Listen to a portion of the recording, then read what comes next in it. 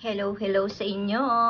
So, malapit na ang summertime at narito ang aking ingredients para sa halo-halo. Ayan, unahan ko na kayo guys. So, meron tayong beans. So, ito ay sweetened beans. So, dry na siya guys. Hindi na ako bumili ng hilaw at niluto. Ayoko na guys.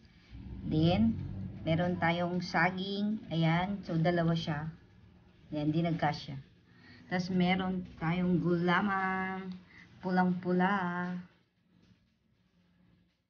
Then meron din tayong sago, medium size lang ito guys.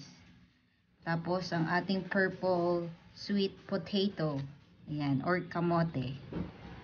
Tapos, syempre, hindi mawawala ang ube ice cream ng Selecta. Ayan, so Selecta ang pinili ko guys kasi parang mas mabigat-bigat siya compared sa Nestle product. Ayan.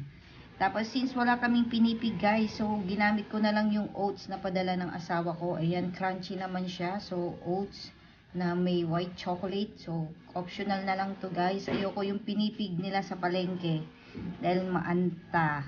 Ayan. Tapos syempre ang chef selection from Malaysia. Ayan, Marigold chef selection. Ayan, so ginamit ko rin to guys last year sa aking halo-halo. Then, hindi mawawala ang ating langka. Ayan, niluto ko kanina guys at pinaglagyan ko lang tong garapon na to. Ayan, so minatamis ko na siya guys.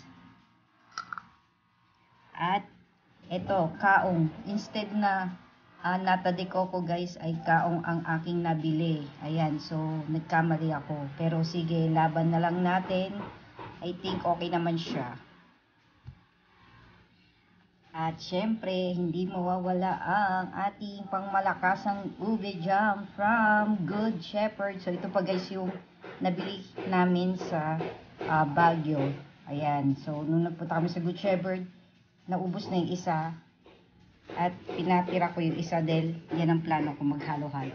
At syempre ang ating asukal. Ayan, padala ng asawa kong asukal. Ayan. So yan guys. Ready na for summer.